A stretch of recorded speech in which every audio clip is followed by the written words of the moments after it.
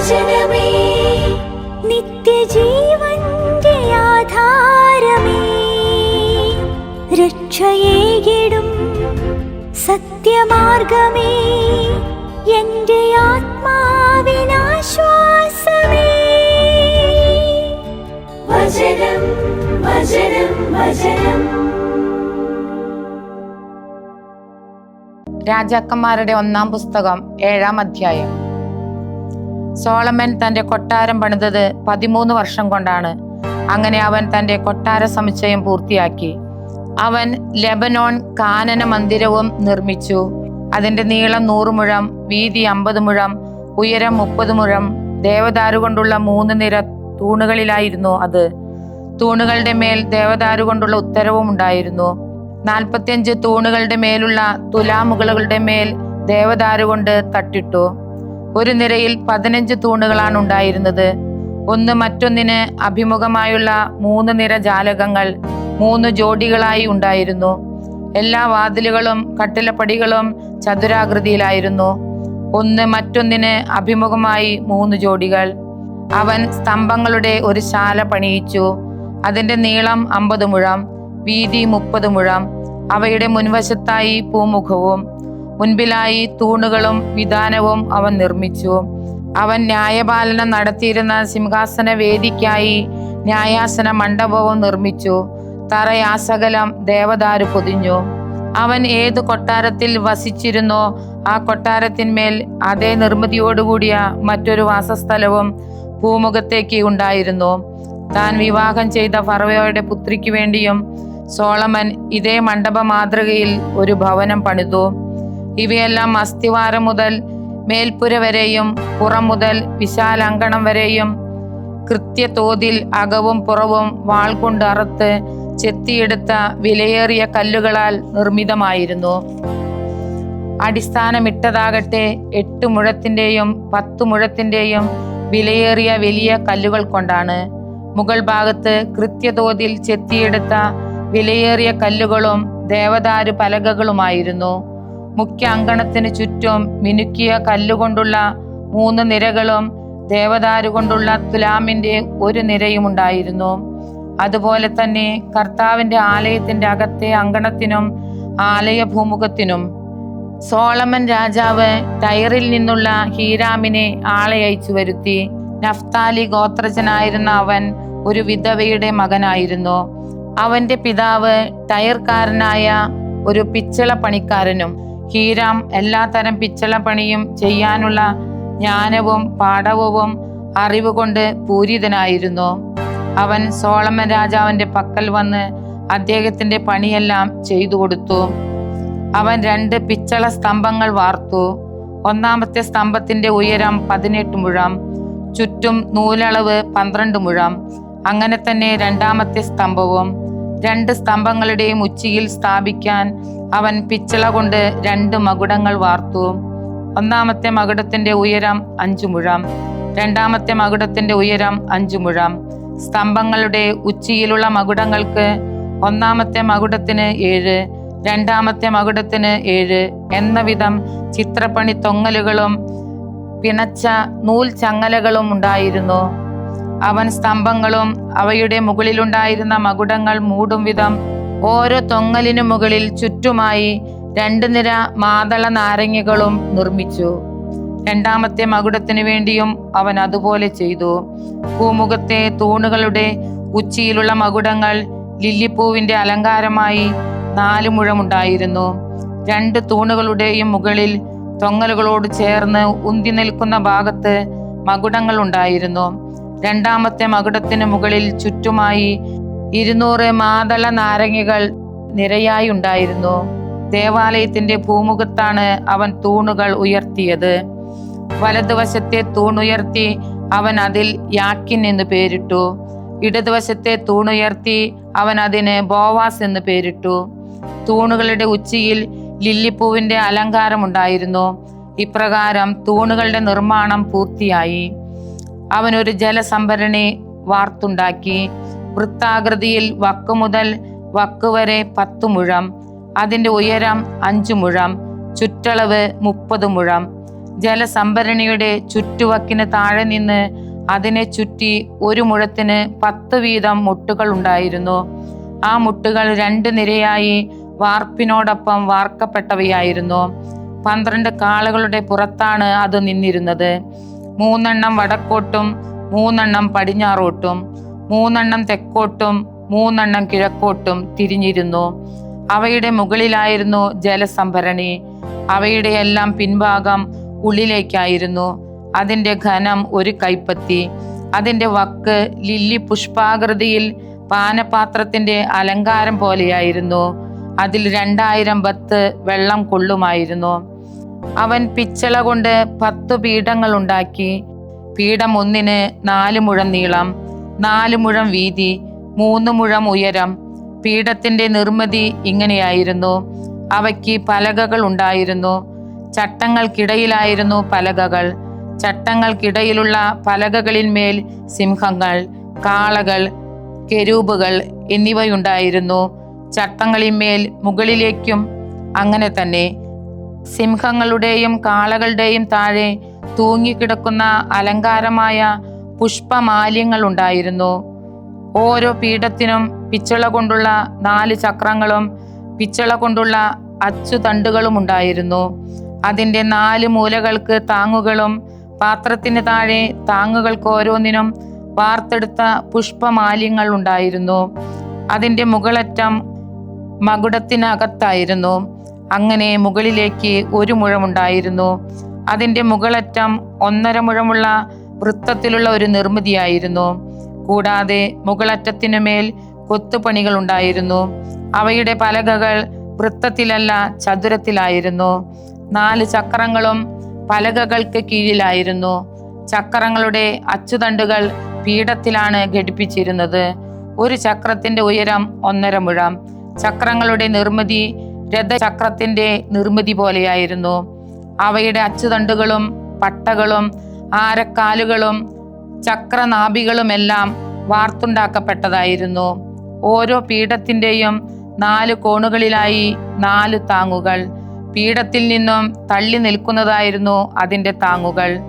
പീഠത്തിൽ നിന്നും തള്ളി നിൽക്കുന്നതായിരുന്നു അതിൻ്റെ ശീർഷത്തിനു ചുറ്റുമായി 1/2 മുഴം ഉയരത്തിലുള്ള വളയവും പീഠത്തിന്റെ മുകളിലായുള്ള കരങ്ങളും ചട്ടങ്ങളും. കരങ്ങളുടെ തട്ടുകളുടെ മേലും ചട്ടങ്ങളുടെ മേലും കെരൂബുകൾ, സിംഹങ്ങൾ, ഈന്തപ്പനകൾ എന്നിവ കൊത്തിയിരുന്നു. ഓരോന്നിൻ്റെയും ഇടമനുസരിച്ച് ചുറ്റും പുഷ്പമാല്യങ്ങളും. ഇപ്രകാരം 10 പീഠങ്ങൾ ഓരോന്നും അവൻ ഒരേ അളവിലും ഒരേ അച്ചിലും ഒരേ രൂപത്തിലും പണിതു. അവൻ പിച്ചള കൊണ്ട് 10 പാത്രങ്ങൾ നിർമ്മിച്ചു. 40 ബത്ത് കൊള്ളുന്നതായിരുന്നു ഒരു പാത്രം. 4 മുഴം ഉയരമുള്ള ഒരു പാത്രമായിരുന്നു അത്. 10 പീഠത്തിനും ഒരു പീഠത്തിന്മേൽ ഒരു പാത്രം എന്ന കണക്കിലായിരുന്നു. അവൻ 5 പീഠങ്ങൾ ആലയത്തിന്റെ വലതുവശത്തും 5 എണ്ണം ഇടതുവശത്തും സ്ഥാപിച്ചു. ആലയത്തിന്റെ വലതുവശത്തു നിന്നും തെക്ക് കിഴക്കായി ജലസംഭരണിയും സ്ഥാപിച്ചു. ഹീരാം പാത്രങ്ങളും കോരികകളും കോപ്പകളും ഉണ്ടാക്കി. അങ്ങനെ കർത്താവിന്റെ ആലയത്തെ സംബന്ധിച്ച് സോളമൻ രാജാവിന് വേണ്ടി താൻ ചെയ്ത പണിയെല്ലാം ഹീരാം ചെയ്തു പൂർത്തിയാക്കി. 2 സ്തംഭങ്ങൾ, ആ 2 സ്തംഭങ്ങളുടെ ഉച്ചിയിലുള്ള ഗോളാകൃതിയിലുള്ള മകുടങ്ങൾ, സ്തംഭങ്ങളുടെ ഉച്ചിയിലുള്ള ഗോളാകൃതിയിലുള്ള മകുടങ്ങൾ മൂടാൻ 2 വലപ്പണികൾ. ആ 2 വലപ്പണികൾക്കും വേണ്ടി 400 മാതള നാരങ്ങകൾ. സ്തംഭങ്ങളുടെ മുഖത്തുള്ള 2 ഗോളമകുടങ്ങൾ മൂടാൻ ഓരോ വലപ്പണിക്കും വേണ്ടി 2 നിര മാതള നാരങ്ങകൾ. 10 പീഠങ്ങൾ, പീഠങ്ങളിന്മേൽ 10 പാത്രങ്ങൾ, ഒരു ജലസംഭരണി. ജലസംഭരണിയുടെ അടിയിൽ 12 കാളകൾ, കലങ്ങൾ, കോരികകൾ, കോപ്പകൾ എന്നിങ്ങനെ കർത്താവിന്റെ ആലയത്തിനായി സോളമൻ രാജാവിന് വേണ്ടി ഹീരാൻ നിർമ്മിച്ച എല്ലാ ഉപകരണങ്ങളും മിനുക്കിയ പിച്ചള കൊണ്ടുള്ളതായിരുന്നു. ജോർദാൻ സമതലത്തിൽ സുക്കോത്തിനും സാരേധാനും മധ്യേ ഉറച്ച നിലത്താണ് രാജാവ് അവ വാർത്തത്. ഉപകരണങ്ങളെല്ലാം വളരെയേറെ ഉണ്ടായിരുന്നതിനാൽ സോളമൻ പിച്ചളയുടെ തൂക്കം തിട്ടപ്പെടുത്താതെ ഇട്ടു. അങ്ങനെ കർത്താവിന്റെ ആലയത്തിന് വേണ്ട ഉപകരണങ്ങളെല്ലാം സോളമൻ നിർമ്മിച്ചു. സ്വർണ്ണ ബലിപീഠം, സാന്നിധ്യ അപ്പത്തിനുള്ള സ്വർണ്ണമേശ, ശ്രീകോവിലിന്റെ മുൻപിൽ വലതുഭാഗത്ത് 5 ഇടതുഭാഗത്ത് 5 സ്വർണം പൊതിഞ്ഞ വിളക്കുകാലുകൾ, സ്വർണം പൊതിഞ്ഞ പുഷ്പം, ദീപങ്ങൾ, കൊടിലുകൾ, സ്വർണം പൊതിഞ്ഞ കോപ്പകൾ, കത്രികകൾ, കലശങ്ങൾ, കോരികകൾ, തീച്ചട്ടികൾ, അതിവിശുദ്ധ സ്ഥലമായ അകത്തെ വാതിലുകൾക്കും ദേവാലയത്തിന്റെ വാതിലുകൾക്കും വേണ്ടി സ്വർണ്ണ പാദകുടങ്ങൾ എന്നിവ. അങ്ങനെ സോളമൻ രാജാവ് കർത്താവിന്റെ ആലയത്തിന് വേണ്ടി ചെയ്ത ഓരോ പണിയും പൂർത്തിയായി. തന്റെ പിതാവായ ദാവീദ് നിവേദിച്ചിരുന്ന സ്വർണവും വെള്ളിയും പാത്രങ്ങളും കൊണ്ടുവന്ന് സോളമൻ കർത്താവിന്റെ ആലയത്തിലെ ഭണ്ഡാരങ്ങളിൽ നിക്ഷേപിച്ചു. രാജാക്കന്മാരുടെ 1-ാം പുസ്തകം 8-ാം അധ്യായം. അനന്തരം ദാവീദിന്റെ നഗരമായ സിയോനിൽ നിന്ന് കർത്താവിന്റെ ഉടമ്പടി പേടകം കൊണ്ടുവരാൻ സോളമൻ രാജാവ് ഇസ്രായേലിലെ ശ്രേഷ്ഠന്മാരെയും ഇസ്രായേലരുടെ പിതൃഭവനങ്ങളിലെ നേതാക്കന്മാരായ എല്ലാ ഗോത്ര തലവന്മാരെയും ജെറുസലേമിൽ തന്റെ പക്കൽ വിളിച്ചുകൂട്ടി. ഇസ്രായേൽക്കാരായ ഓരോ പുരുഷനും 7-ാം മാസമായ എദാനി മാസത്തിലെ തിരുനാളിൽ സോളമൻ രാജാവിന്റെ പക്കൽ സമ്മേളിച്ചു. ഇസ്രായേൽ ശ്രേഷ്ഠന്മാരെല്ലാം എത്തിയപ്പോൾ പുരോഹിതന്മാർ പേടകം എടുത്തു. കർത്താവിന്റെ പേടകവും സമാഗമ കൂടാരവും കൂടാരത്തിലുള്ള സകല വിശുദ്ധ ഉപകരണങ്ങളും അവർ കൊണ്ടുവന്നു. പുരോഹിതന്മാരും ലേവ്യരുമാണ് അവ കൊണ്ടുവന്നത്. സോളമൻ രാജാവും അവന്റെ അടുക്കൽ സമ്മേളിച്ച ഇസ്രായേൽ സമൂഹം മുഴുവനും അവനോട് ചേർന്ന് പേടകത്തിന് മുൻപിൽ എണ്ണി തിട്ടപ്പെടുത്തുവാൻ കഴിയാത്തത്ര ആടുകളെയും കാളകളെയും ബലിയർപ്പിച്ചുകൊണ്ടിരുന്നു. പുരോഹിതന്മാർ കർത്താവിന്റെ ഉടമ്പടി പേടകം തൽസ്ഥാനത്തേക്ക്, അതായത് ആലയത്തിന്റെ ശ്രീകോവിലിൽ അതിവിശുദ്ധ സ്ഥലത്ത് കെരൂബുകളുടെ ചിറകുകളുടെ കീഴിലേക്ക് എത്തിച്ചു. കെരൂബുകൾ പേടകത്തിന്റെ സ്ഥാനത്തിനു മീതെ ചിറകുകൾ വിരിച്ചിരുന്നതിനാൽ അവ പേടകത്തെയും അതിന്റെ തണ്ടുകളെയും മുകളിൽ നിന്ന് മറച്ചിരുന്നു. തണ്ടുകൾ നീണ്ടു നിന്നിരുന്നതിനാൽ അവയുടെ അഗ്രങ്ങൾ ശ്രീകോവിലിന്റെ മുൻപിലുള്ള വിശുദ്ധ സ്ഥലത്തു നിന്നും കാണാമായിരുന്നുവെങ്കിലും പുറത്ത് ദൃശ്യമായിരുന്നില്ല. അവ ഇന്ന് വരെയും അവിടെയുണ്ട്. ഇസ്രായേലിയർ ഈജിപ്തിൽ നിന്നും പുറത്തു വന്നപ്പോൾ ദൈവം അവരുമായി ഉടമ്പടി ചെയ്ത ഹോറോബിൽ വെച്ച് മോശ പേടകത്തിൽ നിക്ഷേപിച്ച 2 ശിലാഫലകങ്ങളല്ലാതെ മറ്റൊന്നും അതിലുണ്ടായിരുന്നില്ല. പുരോഹിതന്മാർ വിശുദ്ധ സ്ഥലത്തു നിന്നും പുറത്തിറങ്ങിയപ്പോൾ ഒരു മേഘം കർത്താവിന്റെ ആലയത്തിൽ നിറഞ്ഞു. പുരോഹിതന്മാർക്ക് മേഘത്തിന്റെ മുൻപിൽ നിന്ന് ശുശ്രൂഷ ചെയ്യുവാൻ സാധിച്ചില്ല. കാരണം കർത്താവിന്റെ മഹത്വം കർത്താവിന്റെ ആലയത്തിൽ നിറഞ്ഞു നിന്നിരുന്നു. അപ്പോൾ സോളമൻ പറഞ്ഞു, കൂരിരുട്ടിൽ വസിക്കുമെന്ന് കർത്താവ് അരുൾ ചെയ്തിട്ടുണ്ട്. അങ്ങേക്ക് എക്കാലവും വസിക്കുവാൻ അങ്ങേക്കായി മഹനീയമായൊരാലയം ഞാൻ നിർമ്മിക്കുക തന്നെ ചെയ്തിരിക്കുന്നു. രാജാവ് തിരിഞ്ഞ് ഇസ്രായേൽ സമ്മേളനത്തെ മുഴുവൻ അനുഗ്രഹിച്ചു. ഇസ്രായേൽ സമ്മേളനത്തിനുള്ളവർ മുഴുവൻ നിൽക്കുകയായിരുന്നു. അവൻ പറഞ്ഞു, ഇസ്രായേലിന്റെ ദൈവമായ കർത്താവ് വാഴ്ത്തപ്പെടട്ടെ. അവിടുന്ന് തന്റെ കരങ്ങളാൽ പൂർത്തിയാക്കിയിരിക്കുന്നത് എന്റെ പിതാവായ ദാവീദിനോട് തന്റെ അധരത്തിലൂടെ ഇപ്രകാരം പ്രഖ്യാപിച്ചിരുന്നതാണ്. എന്റെ ജനമായ ഇസ്രായേലിനെ ഈജിപ്തിൽ നിന്നും പുറത്തു കൊണ്ടുവന്ന നാൾ മുതൽ എന്റെ നാമത്തിന് കുടികൊള്ളാനായി എനിക്കൊരാലയം പണിയാൻ ഇസ്രായേൽ ഗോത്രങ്ങളിൽ ഒന്നിലും നിന്ന് ഒരു നഗരവും ഞാൻ തിരഞ്ഞെടുത്തില്ല. എന്നാൽ എന്റെ ജനമായ ഇസ്രായേലിന് മേലായിരിക്കാൻ ഞാൻ ദാവീദിനെ തെരഞ്ഞെടുത്തു. ഇസ്രായേലിന്റെ ദൈവമായ കർത്താവിന്റെ നാമത്തിന് ഒരു ആലയം പണിയുക എന്നത് എന്റെ പിതാവായ ദാവീദിന്റെ ഹൃദയ അഭിലാഷമായിരുന്നു. എന്റെ പിതാവായ ദാവീദിനോട് കർത്താവ് അരുൾ ചെയ്തിട്ടുണ്ടായിരുന്നു, എന്റെ നാമത്തിനായി ഒരു ആലയം പണിയാൻ നിന്റെ ഹൃദയത്തിൽ അഭിലാഷമുണ്ടായത് നന്നായി. തീർച്ചയായും അത് നിന്റെ ഹൃദയാഭിലാഷമായിരുന്നു. എങ്കിലും നീ ആലയം നിർമ്മിക്കുകയില്ല. നിന്റെ അരക്കെട്ടിൽ നിന്നും പുറത്തു വരുന്ന നിന്റെ പുത്രനായിരിക്കും എന്റെ നാമത്തിന് ആലയം പണിയുന്നത്. കർത്താവ് അരുൾ ചെയ്ത തന്റെ വചനം അവിടുന്ന് നിലനിർത്തിയിരിക്കുന്നു.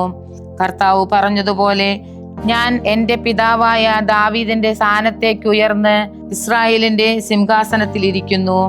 ഇസ്രായേലിന്റെ ദൈവമായ കർത്താവിന്റെ നാമത്തിനായി ഞാനൊരു ആലയം നിർമ്മിച്ചിരിക്കുന്നു.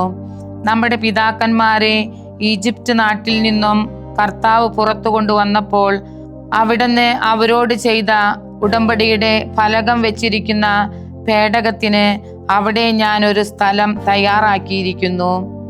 സോളമൻ കർത്താവിന്റെ ബലിപീഠത്തിനു മുൻപിൽ ഇസ്രായേൽ സമ്മേളനം മുഴുവന്റെയും സാന്നിധ്യത്തിൽ ആകാശത്തിലേക്ക് കൈത്തലം വിരിച്ചു. അവൻ ഉരുവിട്ടു, ഇസ്രായേലിന്റെ ദൈവമായ കർത്താവേ, പൂർണ്ണ ഹൃദയത്തോടെ അങ്ങയുടെ സന്നിധിയിൽ വ്യാപരിക്കുന്ന അങ്ങേ ദാസന്മാരോടുള്ള ഉടമ്പടിയും കരുണയും പാലിക്കുന്ന അങ്ങയെപ്പോലെ മുകളിൽ ആകാശത്തിലും താഴെ ഭൂമിയിലും വേറൊരു ദൈവമില്ല. അങ്ങയുടെ ദാസനും എൻ്റെ പിതാവുമായ ദാവീദിനോട് അങ്ങ് സംസാരിച്ചത് നിറവേറ്റിയിരിക്കുന്നു. അങ്ങയുടെ അധരങ്ങളിലൂടെ അങ്ങ് അരുൾ ചെയ്തിരുന്നത് അങ്ങയുടെ കരങ്ങളാൽ ഈ ദിവസം അങ്ങ് പൂർത്തിയാക്കി. ഇസ്രായേലിന്റെ ദൈവമായ കർത്താവേ, അങ്ങയുടെ ദാസനും എൻ്റെ പിതാവുമായ ദാവീദിനോട് നീ എൻ്റെ മുമ്പിൽ വ്യാപരിച്ചതുപോലെ നിന്റെ മക്കൾ എൻ്റെ മുമ്പിൽ വ്യാപരിക്കുന്നതിന് തങ്ങളുടെ മാർഗം കാത്താൽ ഇസ്രായേലിന്റെ സിംഹാസനത്തിലിരിക്കുന്ന ഒരുവൻ നിനക്ക് എൻ്റെ മുൻപിൽ ഉണ്ടാകാതെ വരില്ല എന്ന് അങ്ങ് അരുൾ ചെയ്തിരുന്നത് ഇപ്പോൾ നിറവേറ്റണമേ. ഇസ്രായേലിന്റെ ദൈവമേ, അങ്ങയുടെ ദാസനും എൻ്റെ പിതാവുമായ ദാവീദിനോട് അങ്ങ് അരുൾ ചെയ്ത വചനം ഇപ്പോൾ സ്ഥിരീകരിക്കപ്പെടട്ടെ. എന്നാൽ ദൈവം യഥാർത്ഥത്തിൽ ഭൂമിയിൽ വസിക്കുമോ? ഇതാ, അങ്ങയെ ഉൾക്കൊള്ളാൻ സ്വർഗത്തിനും സ്വർഗാദി സ്വർഗത്തിനും സാധിക്കുകയില്ല.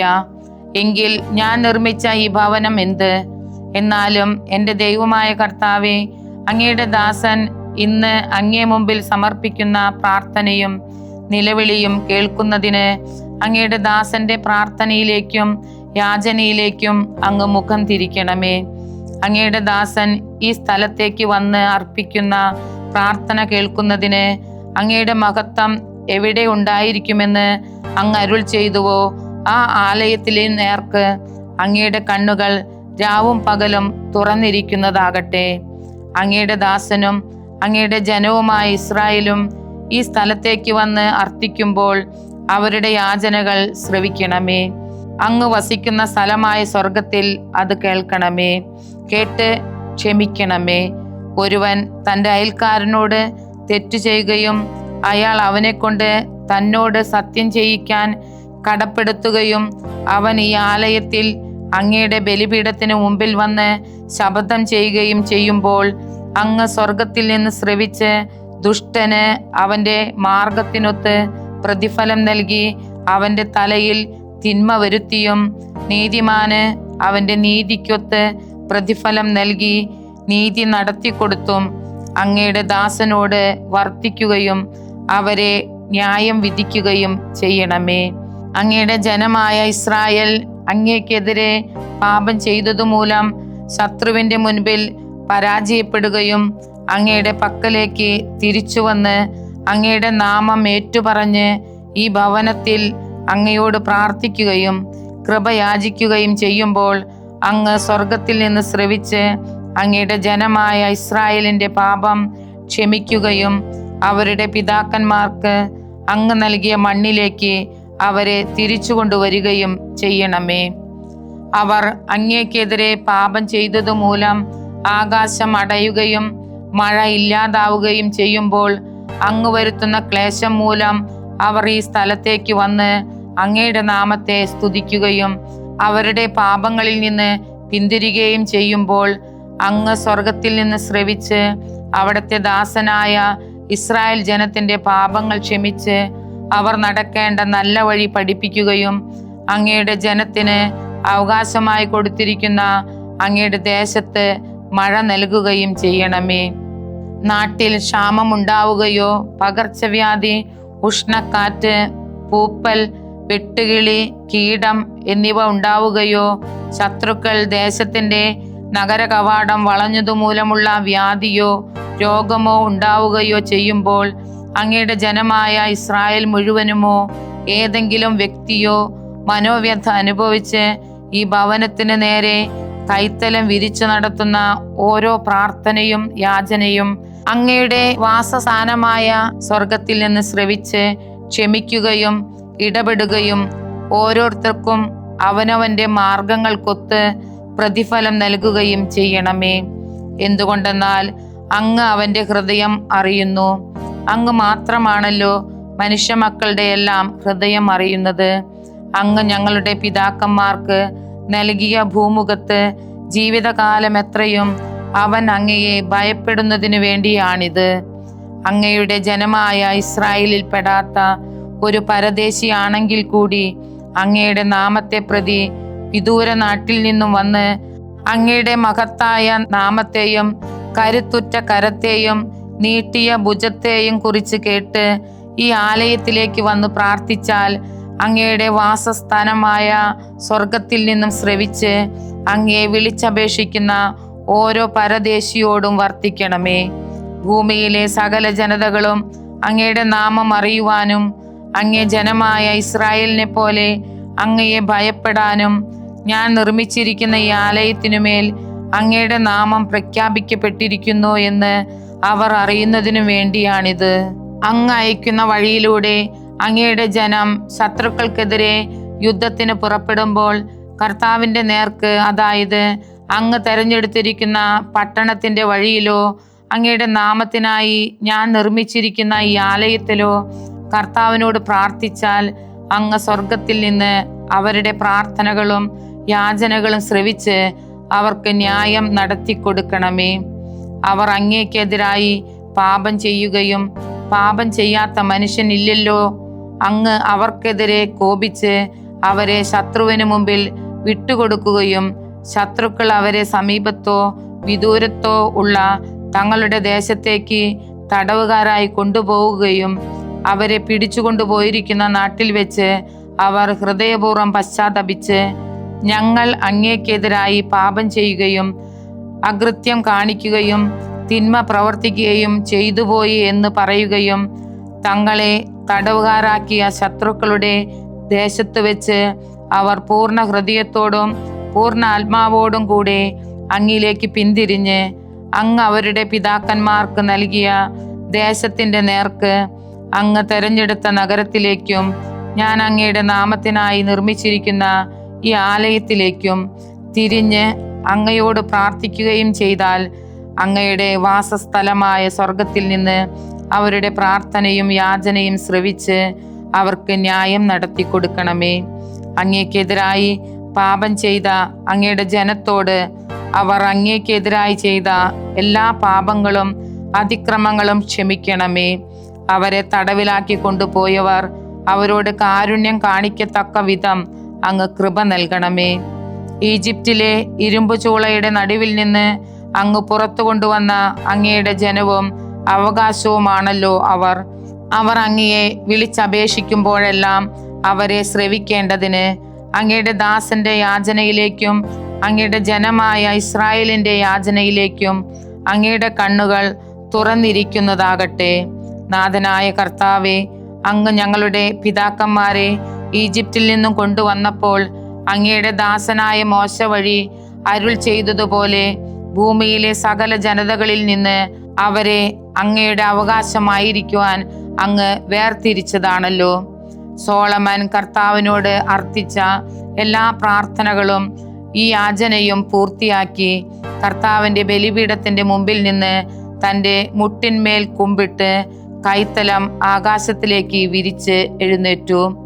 നിന്നുകൊണ്ട് അവൻ ഇസ്രായേൽ സമ്മേളനത്തെ ആകമാനം ഉച്ചസ്വരത്തിൽ ഇപ്രകാരം ആശീർവദിച്ചു: താൻ അരുൾ ചെയ്തിരുന്നത് പോലെയെല്ലാം സ്വജനമായ ഇസ്രായേലിന് സ്വസ്ഥത നൽകിയ കർത്താവ് വാഴ്ത്തപ്പെടട്ടെ. തൻ്റെ ദാസനായ മോശ വഴി താൻ അരുൾ ചെയ്ത സദ്വചനങ്ങളിലൊന്നും അവിടുന്ന് വീഴ്ച വരുത്തിയില്ല. നമ്മുടെ ദൈവമായ കർത്താവ് നമ്മുടെ പിതാക്കന്മാരോടുകൂടെ ആയിരുന്നതുപോലെ നമ്മോടുകൂടെയും ആയിരിക്കട്ടെ. അവിടുന്ന് നമ്മെ പുറന്തള്ളുകയില്ല, ഉപേക്ഷിക്കുകയുമില്ല. അത് നാം അവിടുത്തെ മാർഗത്തിലൂടെ ചരിക്കാനായി നമ്മുടെ ഹൃദയങ്ങളെ അവിടുത്തെ പക്കലേക്ക് തിരിക്കാനും അവിടുന്ന് നമ്മുടെ പിതാക്കന്മാരെ അനുശാസിച്ച തൻ്റെ കൽപ്പനകളും ചട്ടങ്ങളും ന്യായവിധികളും പാലിക്കുവാനുമാണ്. അവിടുന്ന് അനുദിന കാര്യങ്ങളിൽ തൻ്റെ ദാസന്റെ ന്യായവും തൻ്റെ ജനമായ ഇസ്രായേലിന്റെ ന്യായവും നടത്തി കൊടുക്കുന്നതിന് കർത്തൃസന്നിധിയിൽ ഞാൻ യാചിച്ച ഈ കാര്യങ്ങൾ രാപ്പകൽ നമ്മുടെ ദൈവമായ കർത്താവിൻ്റെ മുമ്പിൽ സന്നിഹിതമാകട്ടെ. അങ്ങനെ കർത്താവാണ് ദൈവമെന്നും വേറൊരുവനില്ലെന്നും ഭൂമിയിലെ സർവ്വജനങ്ങളും അറിയട്ടെ. അവിടുത്തെ പ്രമാണങ്ങളിൽ ചരിക്കുവാനും അവിടുത്തെ കൽപ്പനകൾ പാലിക്കുവാനുമായി നിങ്ങളുടെ ഹൃദയം ഇന്നത്തെ പോലെ നമ്മുടെ ദൈവമായ കർത്താവിൽ ഏകാഗ്രമായിരിക്കട്ടെ. രാജാവും അവനോടൊപ്പം ഇസ്രായേൽ ജനം മുഴുവനും കർത്താവിൻ്റെ മുമ്പിൽ ബലിയർപ്പിച്ചു. 20,000 കാളകളെയും 120,000 ആടുകളെയും കർത്താവിനുള്ള സമാധാന ബലികളായി സോളമൻ അർപ്പിച്ചു. അങ്ങനെ രാജാവും ഇസ്രായേൽ മുഴുവനും കർത്താവിൻ്റെ ആലയം പ്രതിഷ്ഠിച്ചു. അന്ന് തന്നെ രാജാവ് കർത്താവിൻ്റെ ആലയത്തിന് മുമ്പിലുള്ള അങ്കണത്തിൻ്റെ മധ്യഭാഗം വിശുദ്ധീകരിച്ചു. എന്തെന്നാൽ അവിടെയാണ് ഹോമയാഗവും ധാന്യയാഗവും സമാധാന ബലികളുടെ കൊഴുപ്പും അർപ്പിക്കേണ്ടിയിരുന്നത്. കാരണം കർത്താവിൻ്റെ മുമ്പിലുള്ള ഓട്ടുബലിപീഠത്തിന് ഹോമയാഗവും ധാന്യയാഗവും സമാധാന ബലിമൃഗങ്ങളുടെ കൊഴുപ്പും ഉൾക്കൊള്ളാനാവുമായിരുന്നില്ല.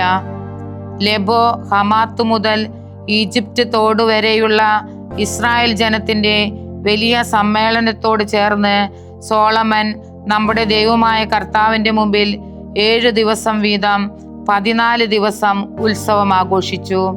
8-ാം ദിവസം അവൻ ജനത്തെ പറഞ്ഞയച്ചു. അവർ രാജാവിനെ പുകഴ്ത്തുകയും തൻ്റെ ദാസനായ ദാവീദിനു വേണ്ടിയും തൻ്റെ ജനമായ ഇസ്രായേലിനു വേണ്ടിയും കർത്താവ് ചെയ്ത സകല നന്മകളെയും കുറിച്ച് ആഹ്ലാദിച്ചും മനം നിറഞ്ഞും തങ്ങളുടെ കൂടാരങ്ങളിലേക്ക് പോവുകയും ചെയ്തു. ഏശയ്യാ പ്രവാചകന്റെ പുസ്തകം 7-ാം അധ്യായം. യൂദാ രാജാവായിരുന്ന ഉസിയായുടെ പുത്രനായ യോത്താമിന്റെ പുത്രൻ ആഹാസിന്റെ കാലത്ത് ആരാമിലെ രാജാവായ റസീനും ഇസ്രായേൽ രാജാവും റമാലിയായുടെ പുത്രനുമായ പേക്കായും ജെറുസലേമിനെതിരെ യുദ്ധത്തിന് കയറി വന്നു. എന്നാൽ അതിനെതിരെ യുദ്ധം ചെയ്യാൻ അവർക്ക് കഴിഞ്ഞില്ല. ആരാം എഫ്രായിമിനോട് സഖ്യം ചെയ്തിരിക്കുന്നു എന്ന് ദാവീദ് ഭവനം അറിഞ്ഞപ്പോൾ വനത്തിലെ വൃക്ഷങ്ങൾ കാറ്റിൽ ഇളകുന്നതുപോലെ രാജാവിന്റെ ഹൃദയവും അവന്റെ ജനത്തിന്റെ ഹൃദയവും വിറച്ചു.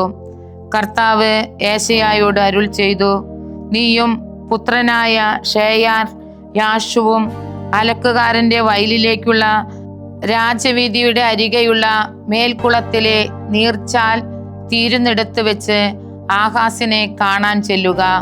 അവനോട് നീ പറയണം, ശ്രദ്ധയുള്ളവനാവുക, ശാന്തമായിരിക്കുക, ഭയപ്പെടേണ്ട. പുകഞ്ഞുകൊണ്ടിരിക്കുന്ന ഈ 2 തീക്കൊള്ളികൾ നിമിത്തം റസീന്റെയും ആരാമിന്റെയും റമാലിയായുടെ പുത്രന്റെയും ഉഗ്രകോപം നിമിത്തം നിന്റെ ഹൃദയം അസ്വസ്ഥമാകേണ്ട.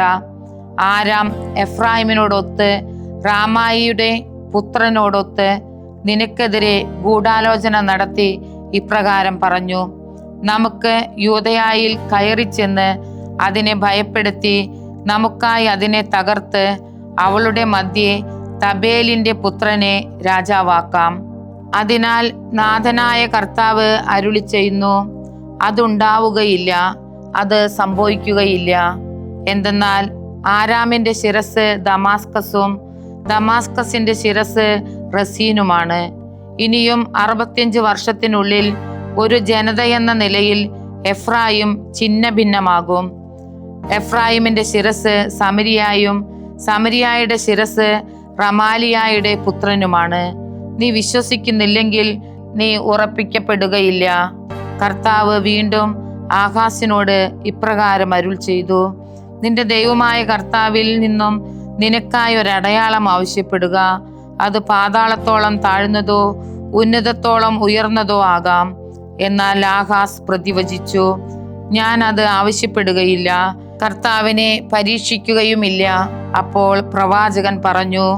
ദാവീദിന്റെ ഭവനമേ കേൾക്കുക.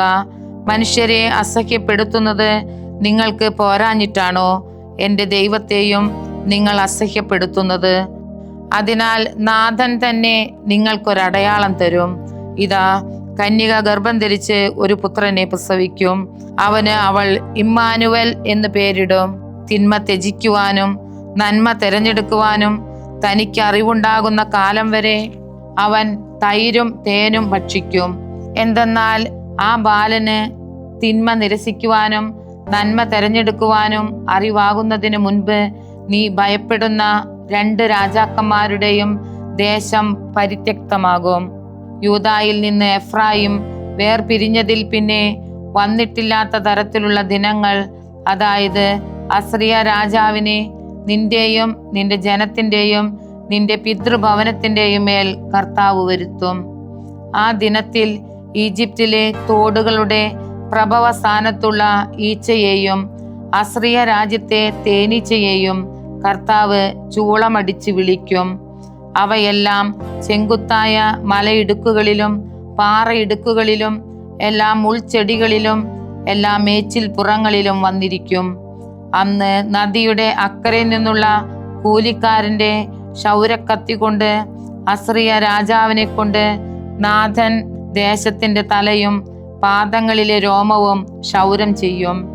അതോടൊപ്പം താടിയും നീക്കം ചെയ്യും. ആ നാളിൽ ഒരുവൻ ഒരു പശുക്കിടാവിനെയും 2 ആടുകളെയും വളർത്തും. പാലിന്റെ സമൃദ്ധമായ ഉൽപാദനം മൂലം അവൻ തൈര് ഭക്ഷിക്കും. ദേശമധ്യേ അവശേഷിക്കുന്നവരെല്ലാം നിശ്ചയമായും തൈരും തേനും ഭക്ഷിക്കും.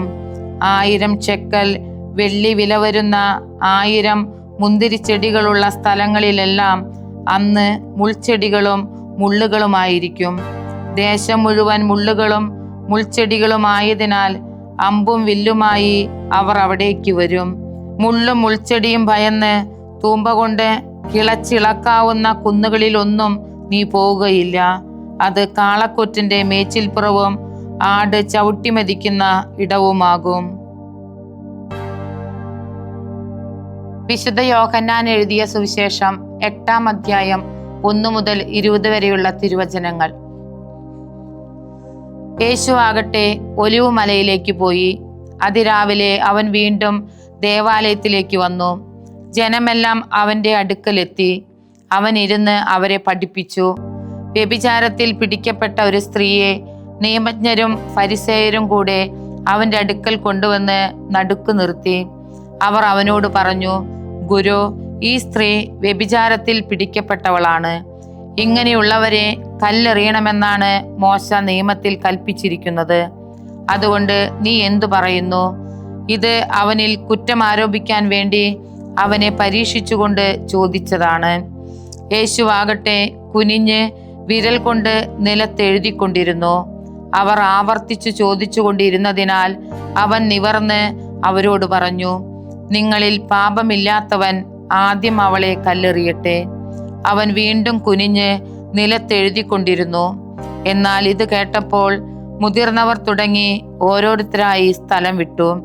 ഒടുവിൽ യേശുവും നടുക്കു നിന്നിരുന്ന ആ സ്ത്രീയും മാത്രം ശേഷിച്ചു.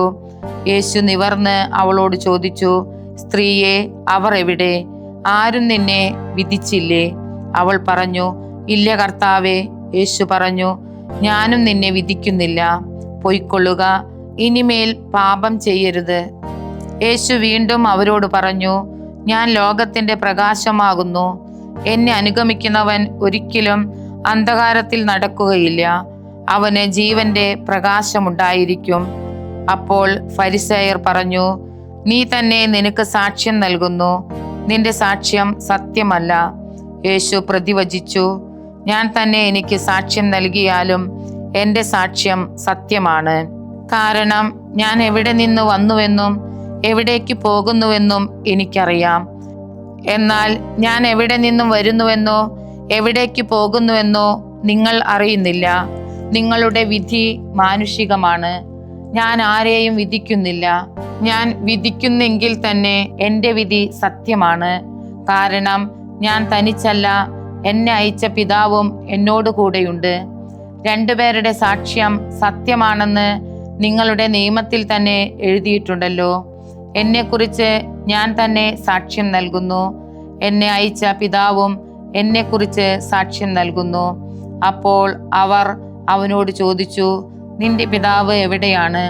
യേശു പറഞ്ഞു, നിങ്ങൾ എന്നെയാകട്ടെ എൻ്റെ പിതാവിനെ ആകട്ടെ അറിയുന്നില്ല. എന്നെ അറിഞ്ഞിരുന്നുവെങ്കിൽ എൻ്റെ പിതാവിനെയും അറിയുമായിരുന്നു. ദേവാലയത്തിൽ ഭണ്ഡാര സ്ഥലത്ത് പഠിപ്പിച്ചുകൊണ്ടിരുന്നപ്പോഴാണ് അവൻ ഇതെല്ലാം പറഞ്ഞത്. എന്നാൽ ആരും അവനെ പിടികൂടിയില്ല. എന്തെന്നാൽ അവന്റെ മണിക്കൂർ ഇനിയും വന്നിരുന്നില്ല. ദൈവവചനമേ, നിത്യജീവന്റെ ആധാരമേ, രക്ഷയേകിടും സത്യമാർഗമേ, എന്റെ